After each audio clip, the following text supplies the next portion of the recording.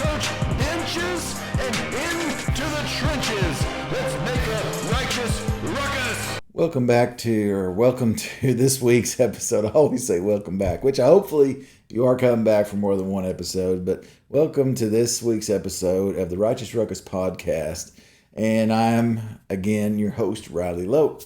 And I've really enjoyed, I think this is episode 52 or 53. So there's 52 weeks in a year. So technically we've been doing if you listen once a week, this is a year's worth.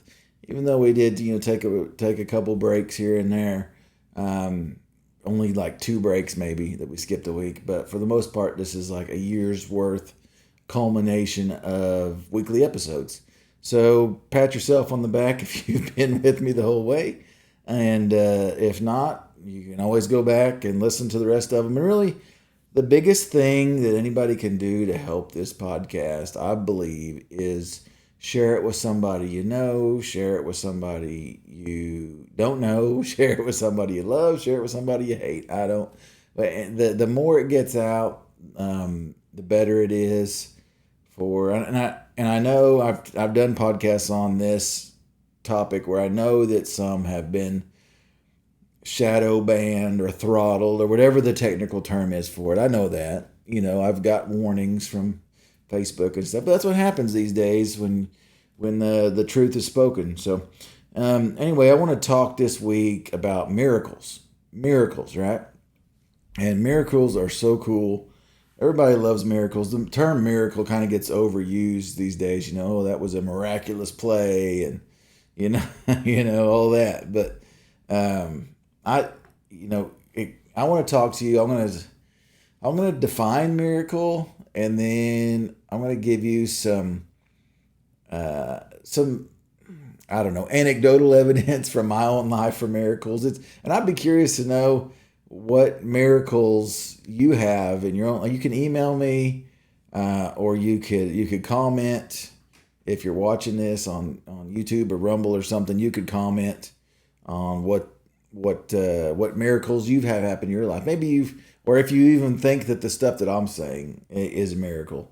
And then I want to talk about the biggest and most important miracle in the entirety of the Bible. The entirety of this whole 66 books of the Bible. What's the most important miracle? There's a lot of material there, right? There's a lot of miracles described. And some people would say, I've heard preachers say, that their favorite miracle is Balaam's talking donkey, because if God can use a talking donkey, then he can use them. And I think that applies to myself as well. So, miracle. What is a miracle? Really, miracles are rare, to fit the biblical definition. They are rare, not a regular occurrence.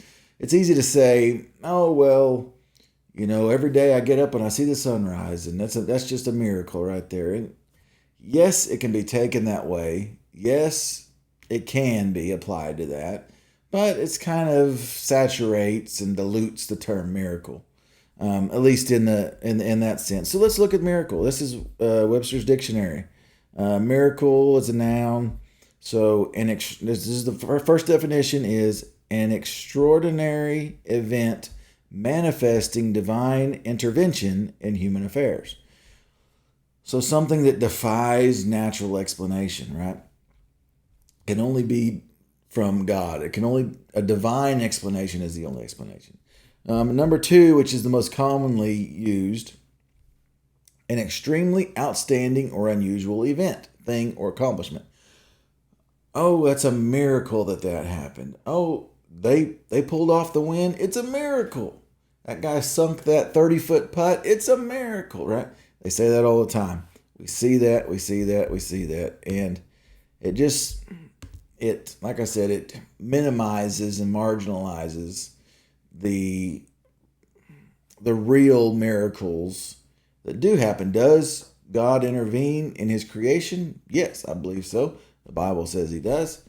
And, what I'm going to describe to you is a few instances in my life where I believe that has happened. All right. Of course, the main one where we know for a fact it did happen is the moment of salvation. Now, does that really fit the definition? Yes, it fits the definition in the fact that I'm a new creation, that I'm made new, I'm born again, I have salvation, I have an eternal destination. Yes, the Holy Spirit is now indwelling inside me. Yes, that does fit the definition. But people get saved hopefully all the time, right? It's not a extraordinarily rare event, but it is a miraculous event every time that happens. And hopefully we can get more and more and more of that happening. Now, the first one that really sticks out in my mind of where I would say, because there's a lot of big events, where you go, oh, that was crazy, or that was awesome, or whatever. But the first big one, I would have been in college, right? I would have been in college. I was not a believer. If you would have asked me then, I've gone over this on this podcast. If you would have asked me then if I was a Christian, I would have said, yeah, I'm a Christian. But then I went partied whenever I had a chance and got drunk and had cursed like a sailor and all that stuff, right? I was not a good person, Of course, I'm still technically not a good person. We've all fallen short of the glory of God. But this was happening. Me and one of my best friends, we were driving in his car. We're going through a little town in Blackwell, Oklahoma. Now, on the main street, if I remember, I'm trying to remember the layout of Blackwell. Doolin is the main street that goes east and west. And on that street, there is a train crossing, right? No crossing arms that come down because it's like 4 lanes, right? There's no crossing arms. There's just these lights, the flashing lights that blink at you. And there's a railroad crossing. You cross it all the time, going back and forth across town. And we were driving along, and you never saw a train going there. It was almost like those train crossing didn't exist. The train tracks didn't exist. It was just a rough part of the road, because I, up to that point, had never seen a train in that spot. So we're driving along, and there was like a minivan stopped at the train tracks. And we didn't even notice the flashing lights. All we noticed was that, why is this car stopped in the middle of the road? And we thought that was weird. I was riding the passenger, he was driving. And I said, that's messed up. So go around them.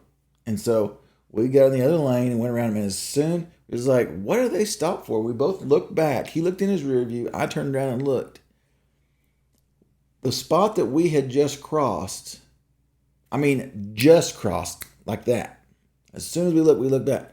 And there was a train the full length. And it had been going. You could tell, man. You could tell it had been going. When we saw it, it had been going. You couldn't see the engine. It had been going. When I think back on that, it wasn't like we had just missed the train, okay? Or the train had just missed hitting us. Like we had just got across and it's blowing. You never heard there was no horn, right? We didn't hear a horn. We look back and there is a train blocking our view of that minivan, and it's this place. We just went through there. It makes no sense. I know you guys are going to say, "Oh, here's Riley. He's crazy," and to a certain extent, sure, yeah, call me crazy, whatever. And it's all anecdotal. All I can tell you is I was there and I saw this and I experienced this, right? I cannot tell you that there was this traffic camera and we got footage and you could see us teleporting from one spot to the next. No, I can't tell you none of that. I just can't, right? Because I don't know. It didn't.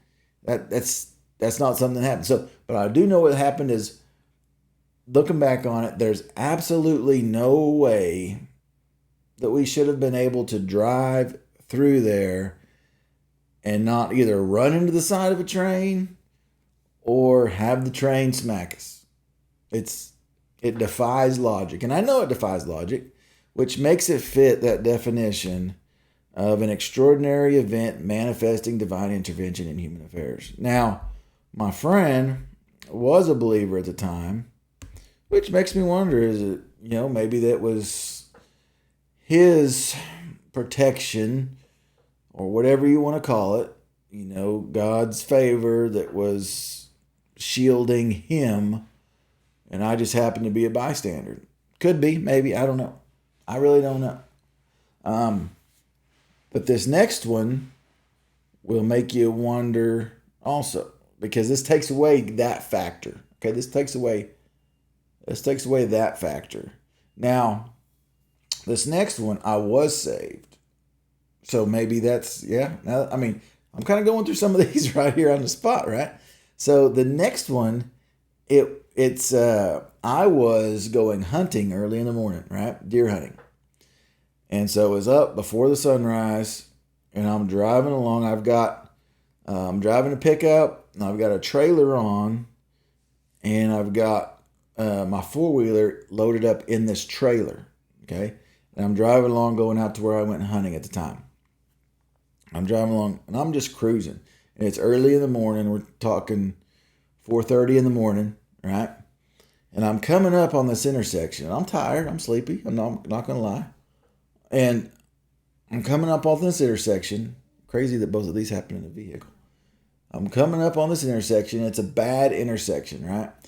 Actually, after this, they put these flashing lights on, like those rumble strips, when you're coming up to a stop sign. Now they think they've got a four-way stop there. At this point in time, the north-south way did not have a stop sign. The east-west, which is how I was traveling, did have stop signs because people were getting killed there all the time. And they got stop signs. They had this blinking light, and I don't think they had the rumble strips there at the time, but they did have the stop sign and the blinking light. And I'm cruising along and kind of spaced out, if you will. And as soon as I go through that stop sign, I blew through that stop sign, right? And as soon as I went through there, it hit me. I just ran that stop sign. And as soon as I did, I could see headlights coming this way. And as soon as I realized it, I was through the intersection. I had a trailer on, mind you. And I saw the taillights go in the other direction. It was like a lapse in time there. I don't know that. I know, dude, trust me. Just saying this sounds crazy. I know it sounds crazy. I know it doesn't make any sense. And maybe you've had something like this happen in your life. Let me know about it. I love hearing about this sort of, yes, nobody, I can't prove this to you.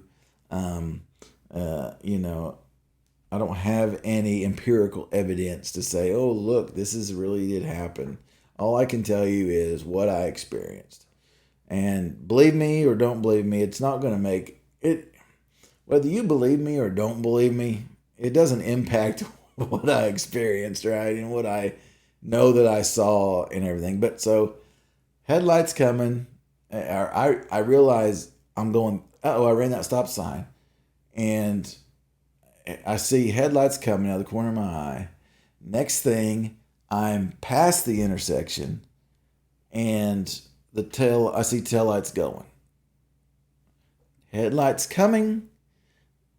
I'm through the intersection with the trailer on and everything. It's a 10-foot trailer, which is probably 12 foot long with the tongue. And my truck and everything, I don't know. It defies logic, right? So I should have been hit broadside by that car. No horn honking, no nothing, right? I get through that intersection. And so, like I said, take from it what you will. But those are the two times. Now I could go further and say when I got hit by a drunk driver in 2012, and every single, when you talk about law enforcement, paramedics, firefighters, the physicians, everybody involved in that professionally said, Riley, you should have died. So scientifically and using their expertise and experience, they said, no, you should have died. You should not be alive. Was that a miracle? Yes, I believe it was. Does it feel like a miracle? Yes, I believe God intervened in that situation. Was it something like supernatural, kind of like these, oh, I should have been hit by this train or probably should have been hit by this car? It wasn't to that level. It didn't seem like, you know what I mean? But I think the impact of that drunk driving, getting hit by that drunk driver, the impact of that has had far greater effect on my life and my testimony than and preparing me for doing this podcast, for sharing my faith and emboldening me than those other two instances that I told of. It's far more. So I'm not going to negate that at all. It's just those other two instances, they were kind of crazy. So I think they do fit the definition of miracle. I think the drunk driving thing fits the definition of miracle. I think my cancer with the expert doctor who's seen plenty of colon cancer in his day. He's been doing this for like 30 years. He's seen a lot of this. He said he would have bet, this was his words. He said, I would have bet everything I own that was stage 4 colon cancer. We a lot of praying, and I can't count the number of people that were praying for us in that. And they did the test a couple weeks later. He said, oh, it's not stage 4, it's stage 2. And they ran with that, and then actually the area that they thought it had spread to when they did test that after they removed it was not. So it was all contained and cut out, and surgery, no chemo, no nothing. So was that a miracle? I believe absolutely. Was it something like should have been hit by a train? I mean, technically, yeah, I should have been hit by the cancer train harder than I was. So, I missed that. So I guess that kind of falls in line with those other ones, if that makes sense. But those are some instances. I'm telling you, I would love to hear instances of times in your life. It's not like I'm going to be like, nope, I'm not going to write back or call back or text back and say, well, you sound like you're crazy, because like I told you, the stuff that I just said sounds like it's crazy, but it happened. It happened to me. That's all I know is it happened to me. So let's talk about, we got a few minutes left here. So I want to conclude with the most important miracle in the entire Bible. If you said, what's the most important miracle in the entire Bible, people would point to the crucifixion, the resurrection. Walking on water would be a popular one. Water into wine, because that indicates kind of the beginning of Jesus' ministry. There could be tons of them. Bring Lazarus, bringing him back to life. There's a bunch of them. Now, I would argue, and I'm not the only one that would argue, I've heard this from actually Frank Turek, an apologist, and it makes perfect sense. I will read to you the most miraculous thing in this entire Bible. Genesis 1:1. In the beginning, God created the heavens and the earth. There you go. If that first verse is possible, if that first verse is true, there's no miracle that can be questioned. There's no other miracle in that Bible that we should go, I don't know. I mean, I believe the first verse, but I don't know about that. The Red Sea, really? You think that really happened? God created everything that we see around us out of nothing. Nothing existed. God said it, and then it exists. If that is true, and it is, every other miracle in the Bible is true. So that basically is the key that unlocks everything else in the Bible is God created the world and the universe and everything in it. So, case closed.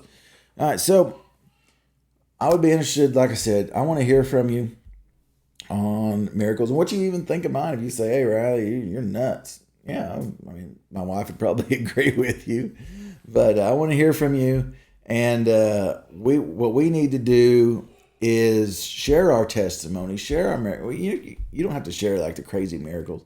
You can share, hey, this is what God's done in my life. Like I said, I use that wreck miracle. I've used my cancer miracle. There's an infection that happened miracle. You could call them miracles. You can call it testimony. Right? I've used those a lot over the course since they've happened. And I encourage you to use your testimony. No matter, it doesn't have to be, I got hit by a drunk driver and survived and this crazy thing happened. It was so awesome. It can be, I realized that I needed a savior. And this is what I did. This is what's happened. This is how it's affected my life. And you'd be surprised how much that can affect somebody else's life. So why don't you go forth and let's help some other people be saved and other people experience that miracle.